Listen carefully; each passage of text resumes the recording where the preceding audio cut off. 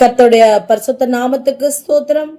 பிரியமானவர்களே, இந்த 158ஆம் நாளுக்கான விசுவாச அறிக்கை, அது சங்கீதங்களின் புத்தகம் 112ஆம் அதிகாரம் 9ஆம் வசனம். வாரி இறைத்தான், ஏழைகளுக்கு கொடுத்தான், அவனுடைய நீதி என்றென்றைக்கும் நிற்கும், அவன் கொம்பு மகிமையாய் உயர்த்தப்படும். ஆமென்.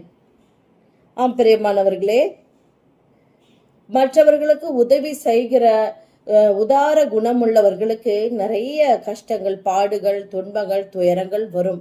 ஆனால் கர்த்தர் எல்லாவற்றிலிருந்தும் அவனை நிச்சயமாக விடுவிப்பார். அவன் ஒருவேளை நினைக்கலாம், நான் இவ்வளவு நன்மை செய்கிறேனே, என் பிள்ளைகள் எப்படி இருப்பார்களோ என்று ஒருவேளை மாம்சமானவனாய் இருக்கிறதுனாலே கவலைப்படலாம். ஆனால் அவர்களை பார்த்து ஆண்டவர் சொல்லுகிறார், அவன் கொம்பு மகிமையாய் உயர்த்தப்படும். ஏனென்றால் கர்த்தரின் பார்வையிலே அவர்கள் விலையேற பெற்றவர்களாய் இருக்கிறார்கள்.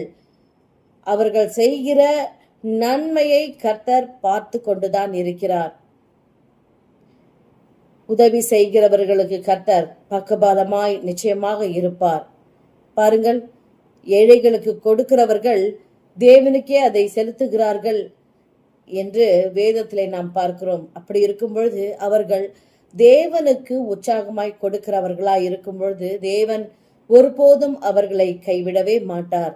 நாம் இதை முழு நிச்சயமாய் விசுவாசித்து நாமும் மற்றவர்களுக்கு உதவி செய்ய கடவோம்.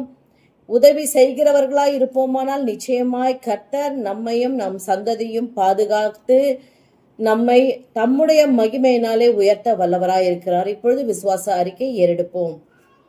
சர்வ வல்லமையுள்ள தேவனாகிய கர்த்தாவே, நீர் வானத்துக்கும் பூமிக்கும் ஆண்டவராய் இருக்கிறீர். ஆண்டவரே, ஏழைகளுக்கு நாங்கள் எதை செய்கிறோமோ அது உமக்கு செய்கிறோம் என்று சொன்னீரே. நாங்கள் மற்றவர்களுக்கு உதவி செய்யும் பொழுது நீர் எங்கள் கரங்களை ஆசீர்வதிக்கிறவராய் இருக்கிறீர். எங்களுடைய பிற்காலத்தை, எங்களுடைய சந்ததியையும் சந்ததியின் சந்ததியையும் நீர் உம்முடைய மகிமையினால் நிச்சயமாக நிரப்புவீர் என்று விசுவாசித்து கர்த்தருக்கென்றே நாங்கள் எல்லாவற்றையும் செய்கிற உத்தம இருதயத்தையும் நீர் எங்களுக்கு தந்து ஆசீர்வதிங்க. நிச்சயமாகவே முடிவு உண்டு, உன் நம்பிக்கை வீண் போகாது என்று சொன்ன ஆண்டவர் மெய்யாகவே எங்களுக்கு ஆசீர்வாதத்தை தருவீர் என்று விசுவாசித்து அறிக்கை செய்கிறோம். ஆமென்.